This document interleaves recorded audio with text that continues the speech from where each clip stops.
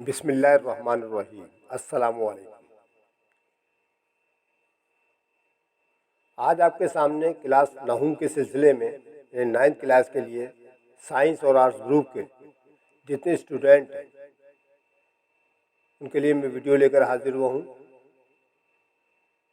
آپ لوگوں کی یہاں اردو لازمی کلاس نائنتھ کے اندر ایک سوال آتا ہے، سیاق و سباق کے ساتھ نثر پاری کی تشریح کریں، یا پھر چند جملے دے دی جاتے ہیں جن میں 3 یا 4 کی آپ کو تشریح کرنی پڑتی ہے۔ یہ دونوں کے دونوں پارٹ جو ہے یا میں ہوتے ہیں۔ آپ چاہیں تو نثر پاری کی تشریح کر لیں جو کسی ایک سبق کے اندر سے ہوتا ہے، یا پھر کچھ جملے جو دے دیے جاتے ہیں مختلف اسباق کے اندر سے دیے جاتے ہیں تو آپ کو ان کی تشریح کرنی پڑتی ہے۔ تشریح کرنے کے ساتھ ساتھ ان کے سبق کا نام اور مصنف کا نام بھی لکھنا پڑتا ہے۔ تو آج میں نے آپ کے سامنے جو جملوں کی تشریح پیش کر رہا ہوں وہ امپورٹنٹ ہے، آپ ان کو یاد کریں، یہ اکثر آتے رہتے ہیں۔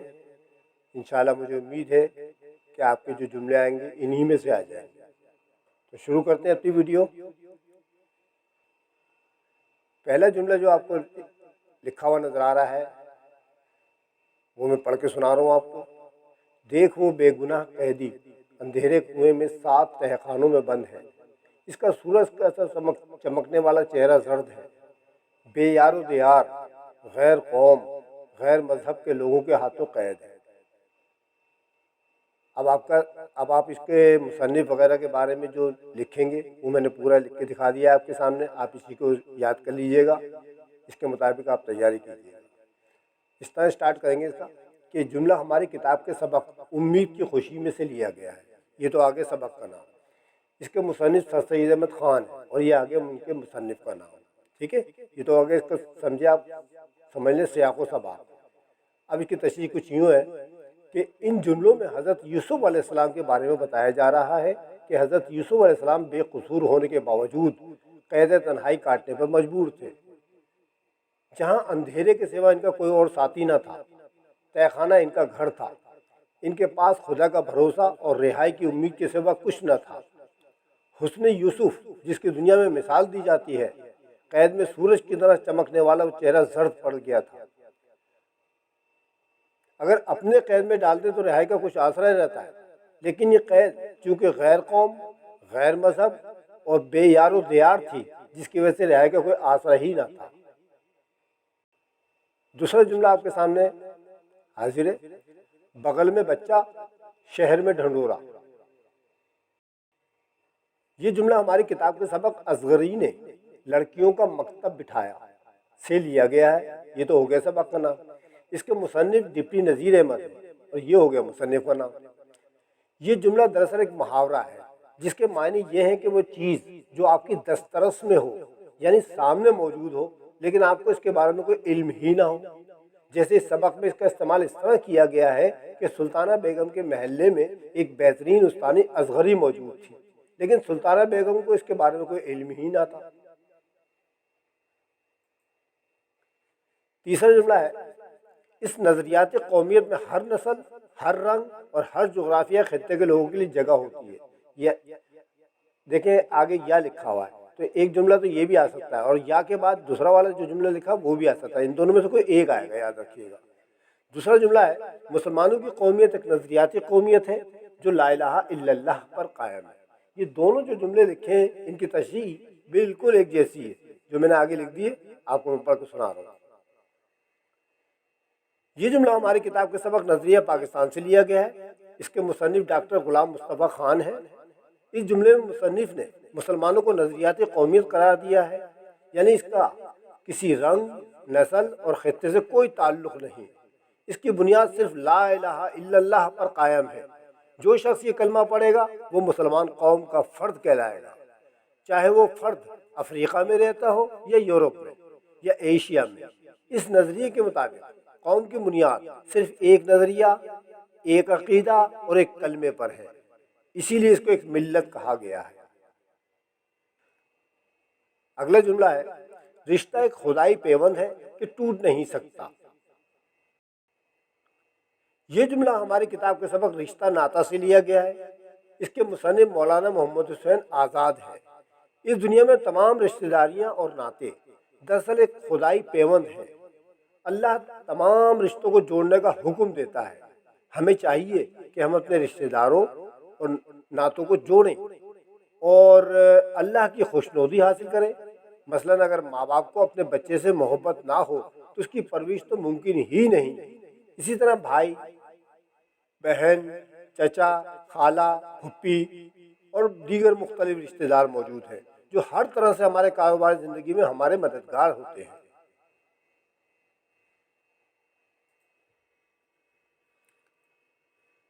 اگلا جملہ ہے، کام سے سچا لگاؤ تھا اور اسی میں اس کی جیت تھی۔ یہ جملہ ہماری کتاب کے سبق نام دیو مالی سے لیا گیا ہے۔ یہ تو ہے سبق کا نام۔ اس کے مصنف مولوی عبدالحق ہیں۔ اس جملے میں مولوی صاحب کہہ رہے ہیں کہ نام دیو مالی کو اپنے کام سے بڑی یعنی سچی محبت تھی۔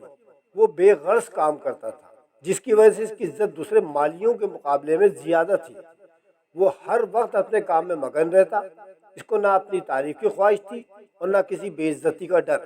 اس کا مقصد صرف کام تھا اور کام تھا اور اسی میں اس کی جیت تھی۔ دنیا کا دستور ہے کہ کوئی فرد بشر رنج سے خالی نہیں۔ اگر ہر طرف خوشی ہی خوشی ہو تو انسان بھول کر بھی خدا کو یاد نہ کرے۔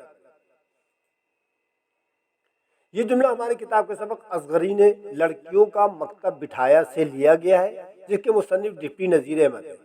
اس جملے میں ڈپٹی صاحب کہہ رہے ہیں کہ دنیا میں کوئی بھی شخص ایسا نہیں ہے جس کو کوئی رنج یا پریشانی نہ ہو۔ ہر کوئی شخص کسی نہ کسی پریشانی اور غم میں مبتلا ہے۔ یہ دنیا کا دستور ہے اور اس سے کوئی انسان بچ نہیں سکتا۔ اگر تمام رنج اور غم ختم ہو جائے تو انسان تو اللہ ہی کو بھول جائے گا، کیونکہ جب انسان پر کوئی پریشانی یا غم آتا ہے تو اس کو اللہ یاد آ جاتا ہے، جبکہ خوشی کے موقع پر وہ اللہ کو بھول جاتا ہے۔ اگلا جملہ ہے، اس مٹی اور ہڈیوں کا ہم کیا کریں گے؟ ہم اصل ملکیت سے ضرور حصہ لیں گے۔ یہ جملہ ہمارے کتاب کے سبق سیانہ بادشاہ سے لیا گیا ہے۔ اس کے مصنف ڈاکٹر نبی بخش بلوچ ہیں۔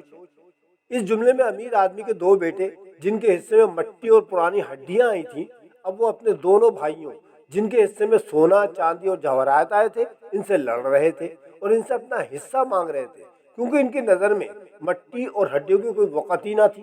کیونکہ دولت کی تقسیم کی پہلی ابھی تک سلجھی نہ تھی، اس لیے ان کو اپنے حصے کی جائیداد کا علم نہ تھا، جس کی وجہ سے وہ باپ کی دولت میں سے اپنی ملکیت طلب کر رہے تھے۔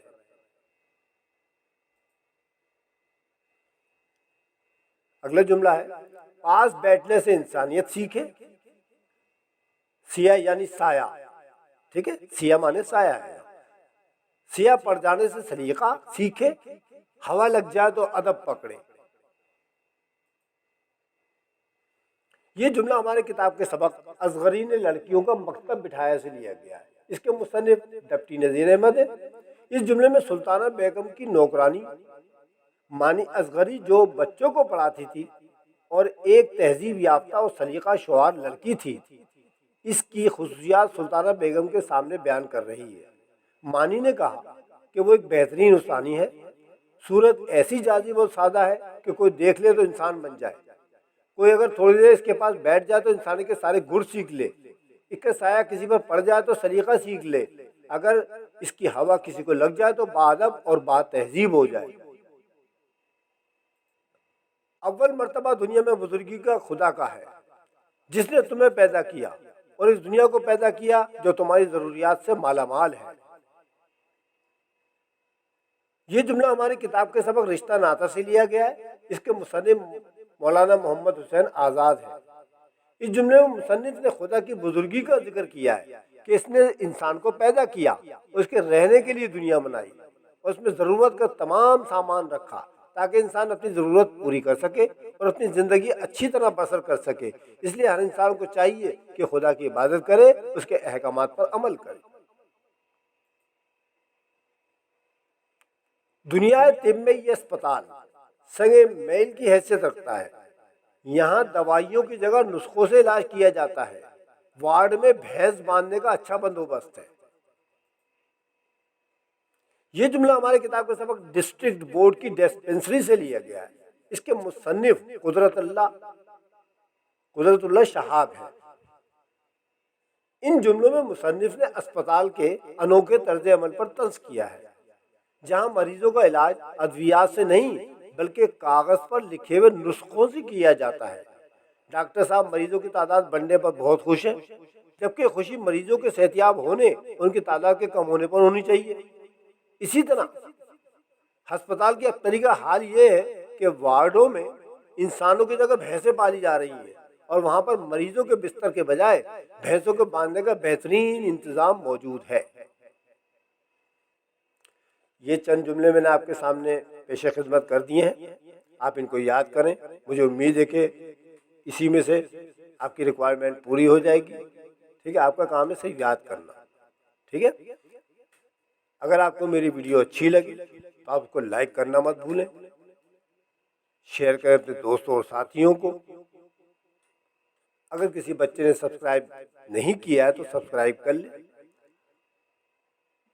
بیل آئیکن ضرور پریس کر دیے گا تاکہ آنے والی ویڈیو آپ کو بر وقت مل سکے، کیونکہ آگے بھی میں آپ کے لیے مفید ویڈیوز ڈالوں گا۔ آپ کامنٹس میں مجھ سے کہہ سکتے ہیں کہ آپ کو کس چیز کی ضرورت ہے، تو انشاءاللہ میں آپ کی ضرورت پوری کرنے کی کوشش کروں گا تعلیمی لحاظ سے۔ ٹھیک ہے، انشاءاللہ پھر اگلی ویڈیو میں آپ سے پھر ملتے ہیں، تب تک کے لیے خدا حافظ۔